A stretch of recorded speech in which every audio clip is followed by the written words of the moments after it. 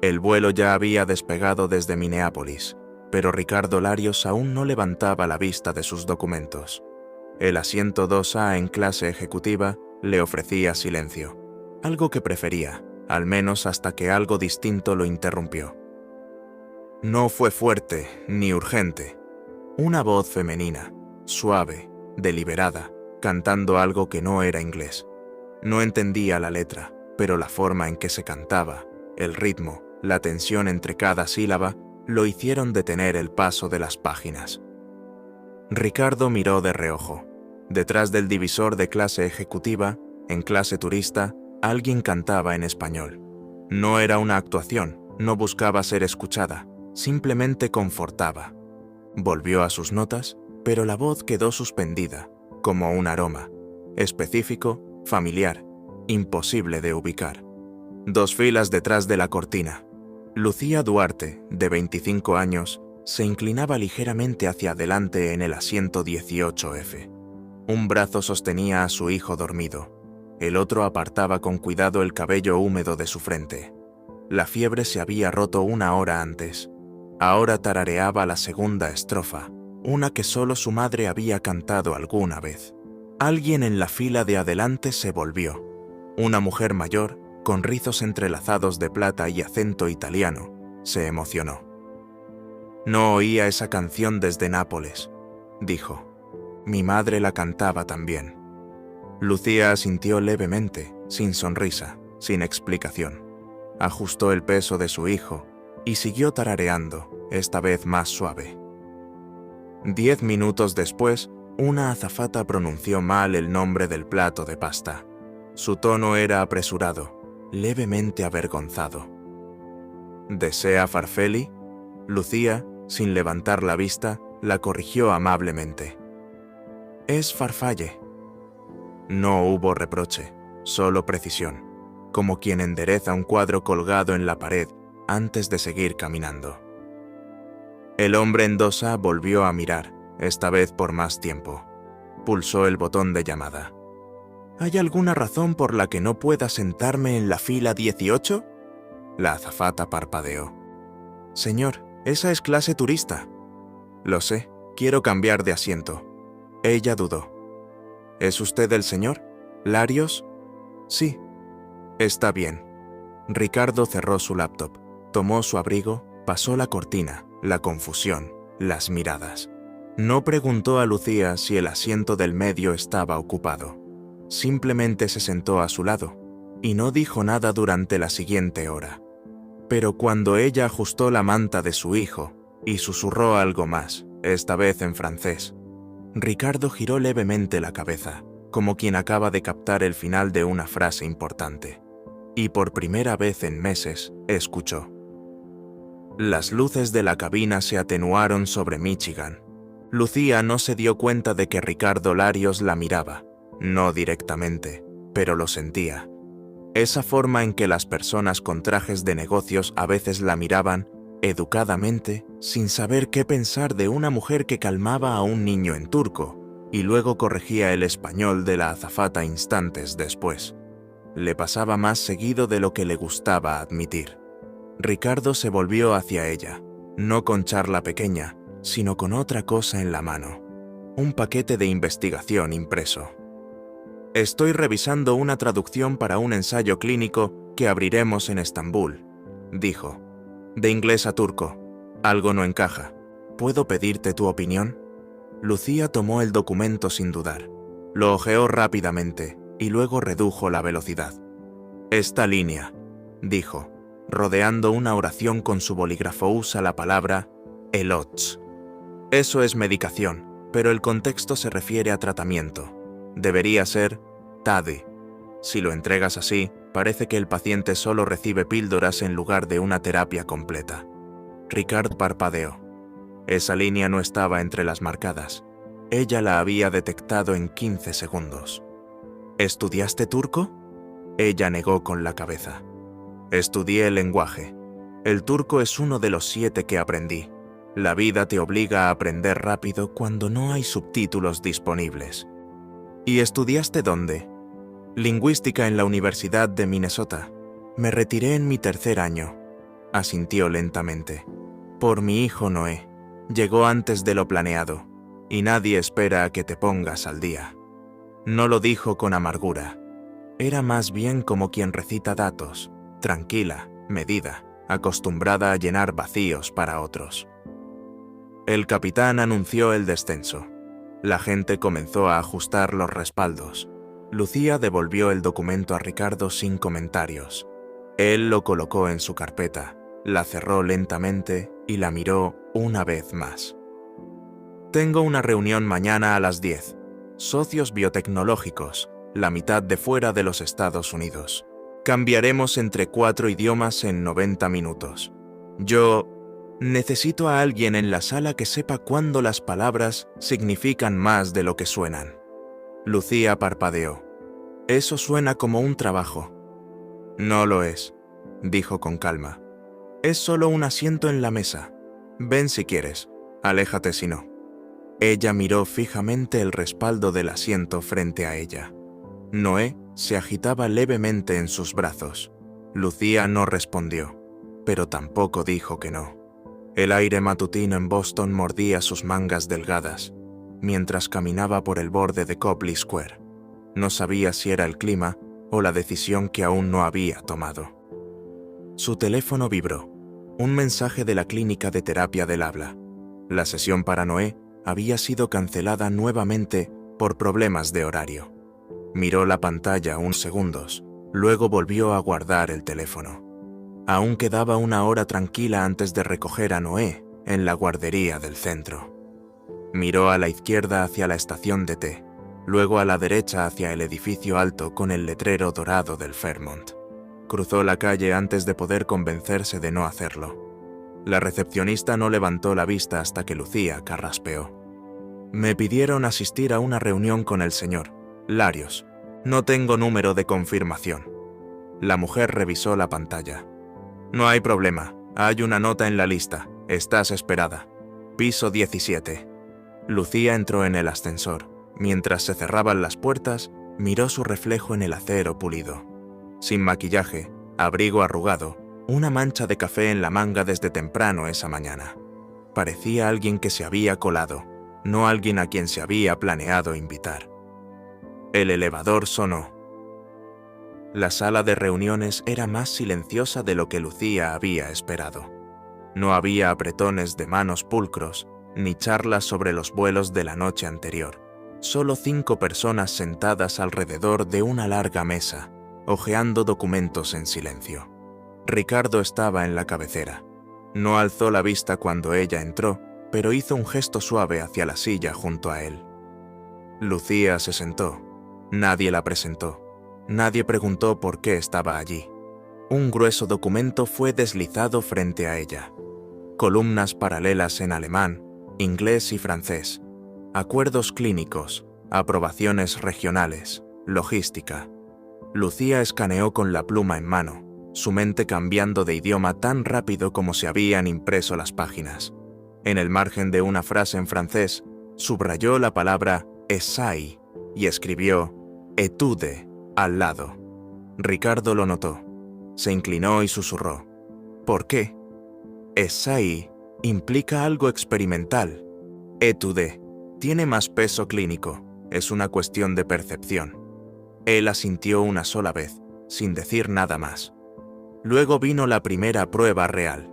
Un hombre al otro extremo de la mesa, con acento de Europa del Este y ojos azules penetrantes, interrumpió mientras Ricardo trazaba una propuesta de colaboración para un nuevo ensayo clínico en Hungría. Disculpen, pero nuestra interpretación de la normativa no permite supervisión multinacional en Budapest, dijo. El ambiente se tensó. Casi por instinto, Lucía se inclinó hacia adelante. En enero de este año, Hungría actualizó el decreto Cliff. Hay una directriz ahora que permite paneles extranjeros de auditoría médica en estudios conjuntos, siempre que estén registrados ante el Centro Nacional de Salud Pública. Abrió rápidamente un PDF en su celular. Página 37, párrafo 3. El hombre frunció el ceño, pero se inclinó hacia ella con interés y no con desafío. ¿Cómo lo supiste? Lucía se encogió ligeramente de hombros. Leo las notas al pie. Un largo silencio. Luego, sin ceremonia, Ricardo miró al hombre y dijo: ¿Procedemos? La conversación continuó. Lucía exhaló despacio, como si hubiera estado conteniendo la respiración desde que subió al elevador. Ricardo no le agradeció. Tampoco la halagó, pero a la mitad de la siguiente sección empujó una botella de agua hacia su lado de la mesa, sin mirarla, sin palabra alguna. Y de algún modo, se sintió como el gesto más cálido que había recibido en todo el año. Lucía no se marchó de inmediato cuando terminó la reunión. Los demás recogieron sus carpetas, murmuraron despedidas en alemán, francés, turco. Ella esperó hasta que el último eco se desvaneció y la puerta se cerró detrás de ellos. Ricardo estaba de pie al otro lado del salón, de espaldas, revisando su celular. Su rostro era ilegible en el reflejo del ventanal. Lucía fue a tomar su abrigo. «Viniste sin confirmar asistencia», dijo él sin mirarla. Ella se detuvo, con los dedos apretando la tela. No sabía si pertenecía aquí. Entonces, él se volvió. Corregiste legislación internacional en mitad de la reunión, y nadie te cuestionó. Eso no fue suerte, Lucía. Ella no respondió. Su mirada se desplazó hacia la mesa donde todavía reposaban sus notas manuscritas. Ricardo se acercó un paso. Necesito a alguien que pueda hacer lo que tú hiciste antes de que un malentendido cueste vidas, no solo contratos. Lucía lo miró, sin saber si debía agradecerle o irse antes de que su pulso la delatara. Él no esperó. Zúrich, el próximo jueves. Negociación con la Junta Reguladora Suiza. La mitad del conflicto es lingüístico. La otra mitad, orgullo. Le entregó una tarjeta. No tenía título ni información de contacto, solo el nombre de un hotel y una hora. Ella la tomó, con lentitud. Esto no es una oferta de trabajo, ¿cierto? Tampoco es caridad. Entonces, agregó casi como un pensamiento suelto. Trae a tu hijo. Arreglaremos cuidados allí mismo. Lucía parpadeó. Eso no estaba en el guión. No lo mencioné hoy. No hacía falta, respondió él, y se marchó, sin adiós, solo confianza ejercida en silencio. Esa noche, Lucía se acostó junto a Noé en la pequeña cama individual del apartamento temporal. Su manita descansaba sobre su muñeca, el pulgar aún se movía en sueños. Ella miraba el techo y susurró una línea de un proverbio turco que solía decir su abuela. Un solo hilo de seda sostiene más que una cadena, si se ata en el momento justo. Volvió la mirada a la tarjeta sobre la mesita de noche. Jueves próximo, Zúrich. No sabía cómo vestirse para eso. No sabía qué le pedirían, pero sí entendía lo que significaba cuando alguien poderoso no te pide volver a demostrar tu valor. Zúrich olía a algo antiguo intentando volverse nuevo. Vías de tren de acero, aceras pulidas, edificios de cristal frío junto a recuerdos de calles empedradas. Lucía mantuvo el cuello del abrigo cerrado. Noé estaba seguro en la sala de cuidado infantil del hotel. Entró a la oficina satélite de Larios sobre Bahnhofstrasse. Había 12 personas en la sala y ni una alzó la vista. Ricardo aún no había llegado. El jefe de estrategia europea, Daniel Koenig, hizo girar su bolígrafo una vez antes de hablar. Nos dijeron que alguien de legal se uniría, dijo, mirando las manos vacías de Lucía. Pero asumo que tú eres de operaciones. Lucía no respondió. Eligió un asiento junto a la pared. Comenzó la reunión. Diapositivas, gráficos, lenguaje regulatorio y 4 idiomas. Lucía escuchó en silencio hasta que llegaron a una cláusula sobre autorización de biomarcadores bajo la ley transitoria suiza y de la UE. Una ligera arruga se formó en su frente. Eso está desactualizado, dijo en voz baja. Esa redacción fue reemplazada en marzo bajo los acuerdos bilaterales. Koenig se giró. ¿Y tú eres? Lucía Duarte, respondió tranquila. Él esperó. ¿Y tu función? Antes de que contestara, la puerta se abrió. Ricardo entró. Sin portafolio, solo una libreta pequeña y una expresión que decía que lo había escuchado todo desde el pasillo. «Ella es la razón por la que no perdimos Ancura», dijo con firmeza. «Si todavía esperan cargos o títulos, ya han perdido el punto». Se sentó a su lado, se inclinó levemente y le susurró, no en inglés, sino en alemán. «¿Estás bien?» Lucía asintió una vez, también en alemán. «Sí, pero todavía no entienden qué hago aquí». «Está bien», dijo Ricardo en voz alta, ahora dirigiéndose a la sala. «Lo entenderán al final». Esa noche, Lucía permaneció de pie frente a la ventana de su habitación, mirando los tranvías que se deslizaban como pensamientos suaves sobre las calles. Escuchó la puerta abrirse con suavidad. «Noé está dormido», dijo Ricardo desde atrás. Ella se giró. «No tenías que verificarlo». «Siempre lo hago», respondió. Le entregó una carpeta sin marca por fuera. Dentro no había contratos, solo una frase. «Quiero que seas la voz que revise cada palabra antes de que el mundo la vea». Lucía cerró la carpeta. Su voz fue suave. «¿Por qué yo?» Ricardo no dudó. «Porque sabes cuando una palabra parece correcta pero suena mal». Ella rió suavemente. «Eso no es una calificación profesional». Él la miró a los ojos. «Es la única que me da confianza». Lucía cerró la puerta de su suite en Zúrich. Afuera, la nieve difuminaba los tejados como tinta esparcida sobre papel mojado. Noé dormía acurrucado en la esquina, con un nuevo libro del hotel. Animales de los Alpes, en 3 idiomas. Su respiración era pausada, segura. Ella se sentó frente al escritorio y abrió su laptop. Ahí estaba, un mensaje interno. No era de Ricardo, no era de recursos humanos, no tenía saludo ni despedida, solo un asunto. Revisión de protocolos Zúrich, clarificación de autoridad de Lucía Duarte. Y una sola línea de texto. Su presencia no fue aprobada formalmente. Favor de clarificar el alcance de su acceso en adelante. Lucía lo leyó. El veneno no estaba en negritas, pero bien podría haberlo estado. No respondió. Aún no. A la mañana siguiente, Lucía entró a la oficina de Zúrich sin pase de seguridad. No lo necesitaba. Ricardo había autorizado el acceso directamente. Esperó hasta el mediodía, luego tocó en la pared de vidrio de la oficina ejecutiva. Daniel Koenig levantó la vista. «Señorita Duarte», dijo, neutro. «Normalmente no se reporta». «No lo hago», respondió ella. «Pero usted envió un mensaje». Él parpadeó. «No recuerdo haber...».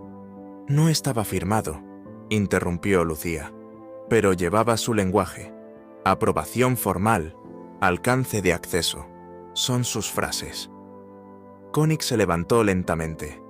«Somos una división reguladora. Seguimos procesos». Lucía no levantó la voz. «Yo también. Por eso Ancura no colapsó. Por eso la documentación de Zúrich no fue rechazada la semana pasada. Porque señalé la cláusula que su equipo legal no vio». Koenig calló. Ella respiró hondo. «No estoy pidiendo un título, ni que le guste cómo llegué aquí, pero si vuelve a socavar mi función sin decírmelo de frente, le aseguro que esa corrección será su última edición registrada». No fue una amenaza, fue una traducción. Poder expresado en un idioma que él, por fin, entendió. Koenig volvió a sentarse. «Entendido». Lucía se giró para irse, pero se detuvo. «Una cosa más», dijo, más suave ahora. «Nunca fui formalmente invitada a esa primera reunión». Ricardo solo dejó la puerta abierta. Esa noche, Lucía encontró un sobre deslizado por debajo de la puerta de su hotel.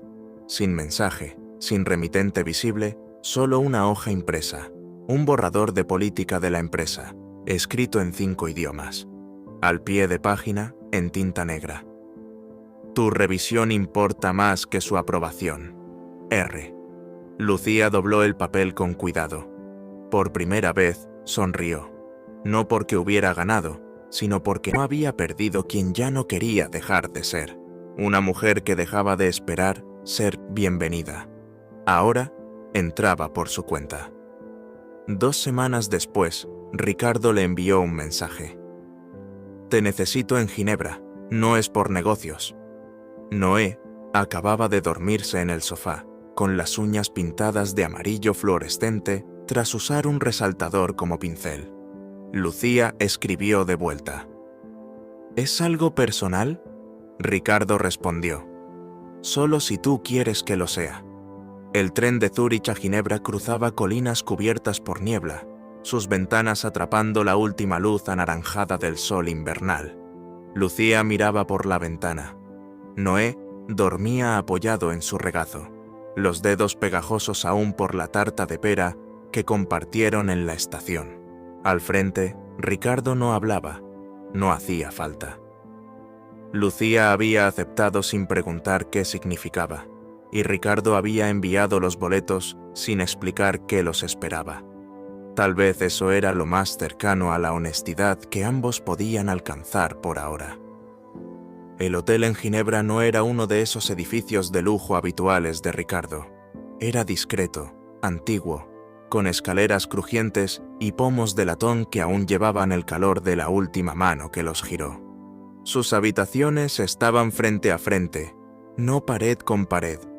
Lucía abrió la suya y encontró algo inesperado: una manta de lana cuidadosamente doblada sobre la cama y, junto a ella, una nota escrita, no con la tinta negra habitual de Ricardo, sino en violeta. «Tómate mañana libre, sin reuniones.